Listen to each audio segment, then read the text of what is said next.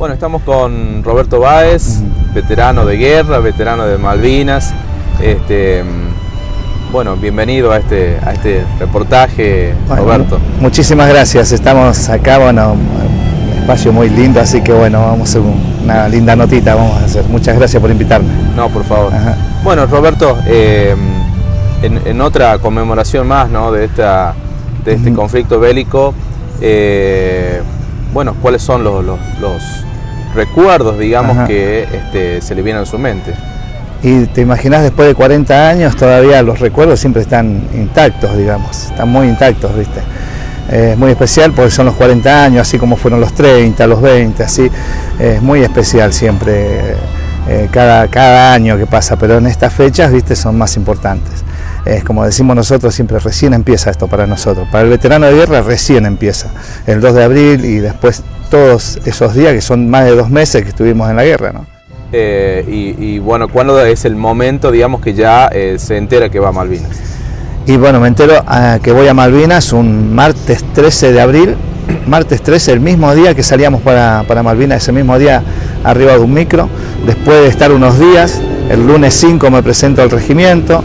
Estuvimos toda esa semana preparando armamentos, bolsones portaequipos, ya era mucho el movimiento, ya por más jóvenes que éramos ya nos damos cuenta de lo que estábamos pasando, pero bueno, nos hicieron preparar todos y bueno, y así como están empezamos a subir a micros para viajar, así empezamos a subir con los bolsones, todo armamento, y dentro del micro nos avisan, soldados, nos vamos a Malvinas, dice. Bueno, saluden a toda la gente que está afuera, porque había muchísima gente fuera del regimiento, teníamos que saludarlos con mucha felicidad todos. ¿Y por dentro? A todo esto los ingleses no habían llegado, nada, nosotros estábamos en Malvinas, la habíamos recuperado nosotros, ¿no? Y bueno, y así que viajamos, muchos recuerdos de ese momento cuando íbamos en el micro. Fuimos en micro hasta Palomar, recuerdos familiares despidiendo al costado de los micros a soldados, novias de los soldados saludando. Y así, hasta llegamos al Palomar. En el Palomar nos esperaba un avión, un Boeing, y de ahí fuimos con el Boeing hasta Río Gallegos. De Río Gallegos tomamos otro avión, nos subieron a otro avión, y de ahí a Malvinas. Todo a la noche, martes 13 a la noche. Preparamos durante toda esa semana y a la noche, a la tarde-noche, digamos, salimos para Malvinas. Llegamos a Río Gallegos, de Río Gallegos otro avión, y de ahí llegamos el 14 a Malvinas. Y bueno, ahí lo primero que te recibe es el clima tan hostil del sur, ¿no? Mucho viento, frío, muchísimo frío, ¿no? Y con nuestro bolsón, armamento, nos fueron ordenando que vayamos a unos sitios, nos instalamos en un lugar y esperamos órdenes superiores para cuál era el destino nuestro, ¿no? Hasta que, bueno, nos avisan que teníamos que empezar a ir hacia un lugar, hacia una montaña, ¿no? Que esa justamente era Monte London, la montaña donde íbamos. Que estábamos en un lugar de guerra, faltaba el enemigo nomás que venga, no estaban, no habían llegado ellos todavía, no sabíamos si iban a venir, nos decían que no iba a pasar nada, que no parecía que íbamos a entrar en combate jamás, nunca pensamos que íbamos a entrar en combate nosotros. Nos avisan que llegan y empiezan los aviones nuestros a atacar a los buques de ellos, tratando de que no desembarquen. Pasan los días, el 2 de mayo ya hunde el General Belgrano, ya ahí se puso muy serio, ya empiezan a pasar los aviones por donde estamos, los Sir Harriers de los aviones de ellos por donde estamos nosotros, bombardeaban las posiciones nuestras, bombardeaban Puerto Argentino, ya estábamos en guerra. Y por eso, ¿y qué pasaba por la mente? Es difícil decirte en ese momento, porque te pasa de todo, mucho miedo, sí, porque el que no tiene miedo en ese momento no es humano, ¿no? Pero mucho miedo, tener que acostumbrarte al sonido de las bombas en ese momento, es increíble cómo aprendes, porque aprendes en ese momento a sobrevivir, a escuchar los sonidos de las bombas, dónde van a caer, ¿entendés? Entonces uno trata de cuidarse, los mismos oficiales, bueno, te estaban tratando de guiar en lo que se podía, porque nadie tenía experiencia de guerra, ninguno. Mayormente pasa la familia, la familia. yo particularmente pensaba en mi familia, tenía miedo de que me maten por el dolor que iba a ocasionar mayormente, porque sabía que lo que es la familia, ¿no? Y bueno, es el miedo que mayormente uno, particularmente yo, ¿no?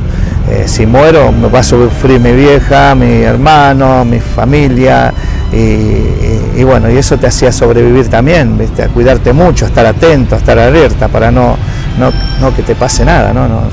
Es la única forma que es el pensamiento que más teníamos. ¿Le tocó ver a compañeros o digamos ver heridos, muertos?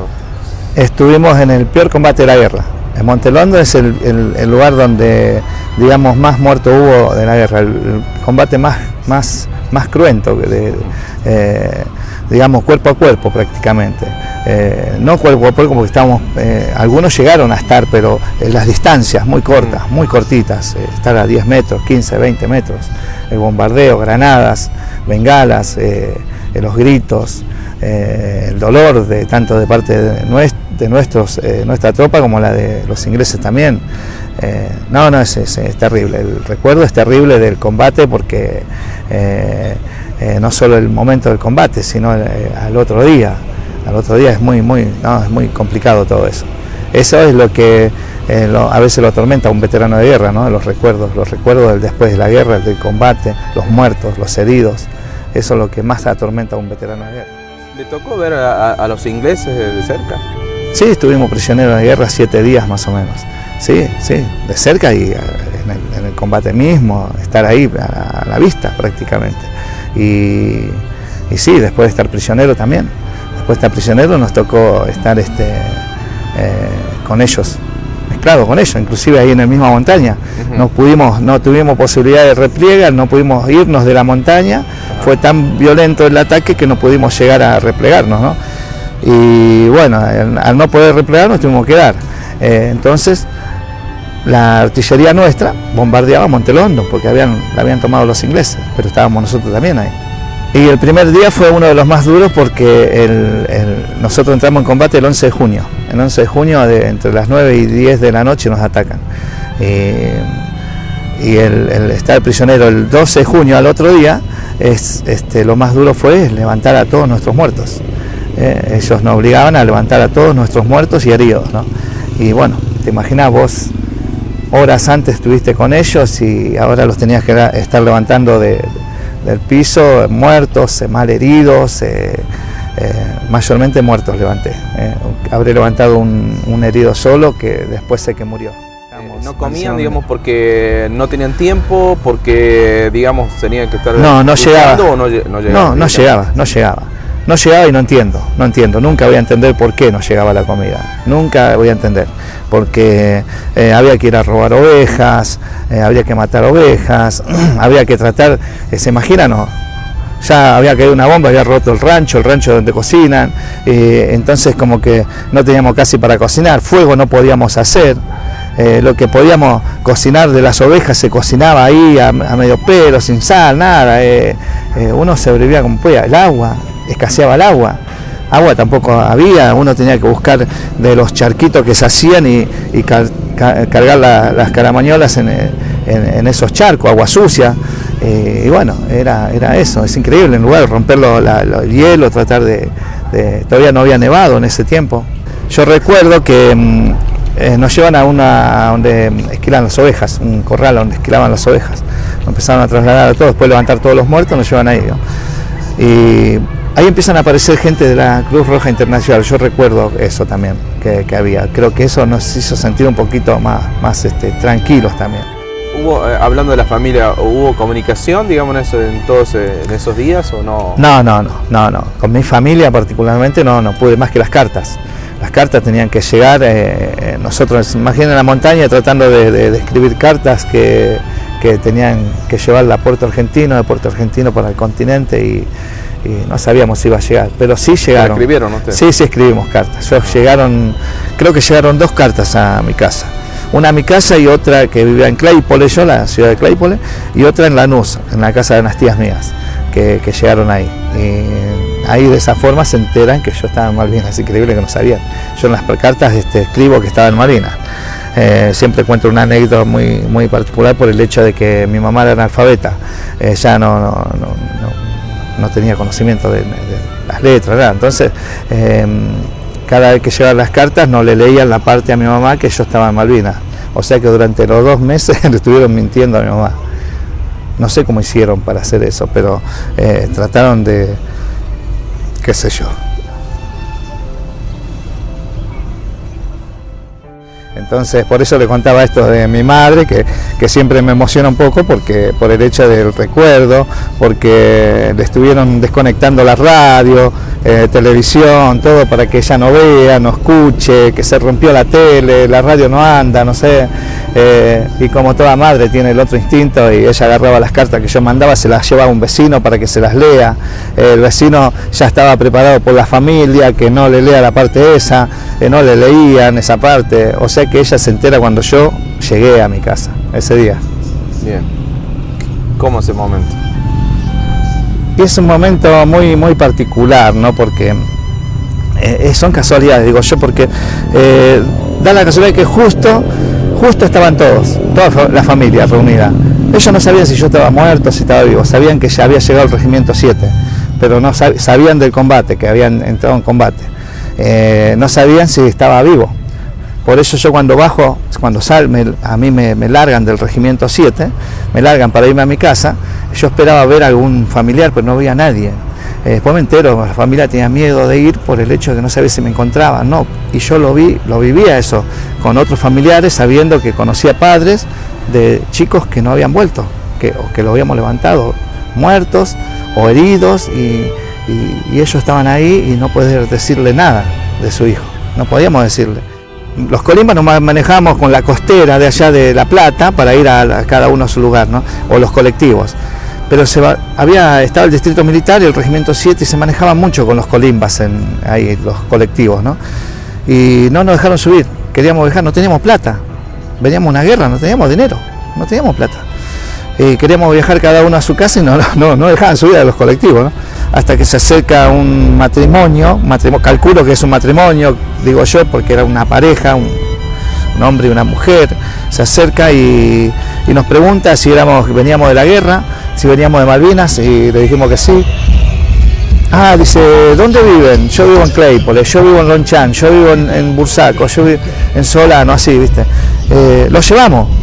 Digo, la distancia de La Plata a los lugares donde vivíamos es lejos, muy lejos. Es como ir de acá a La Rioja, a la capital. Y esa gente agarró y dice, no, los llevamos a cada uno, ven, suban. Y nos subieron me acuerdo no me acuerdo si era una rural era, no recuerdo si era un Falcon rural, así, medio viejito.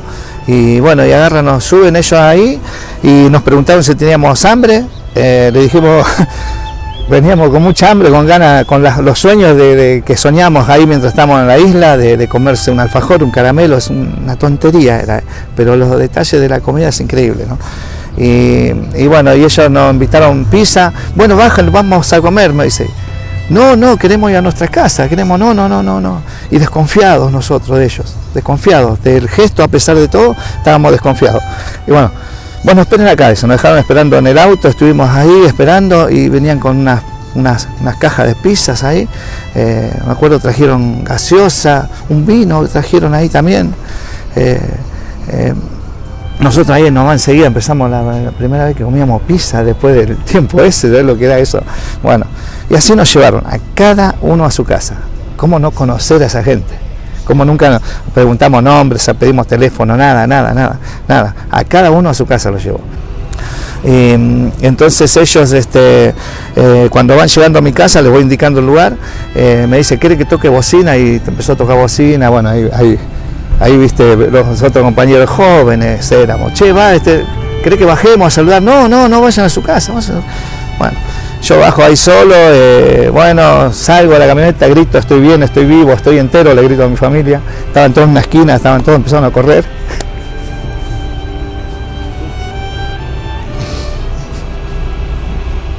Qué emoción, ¿no?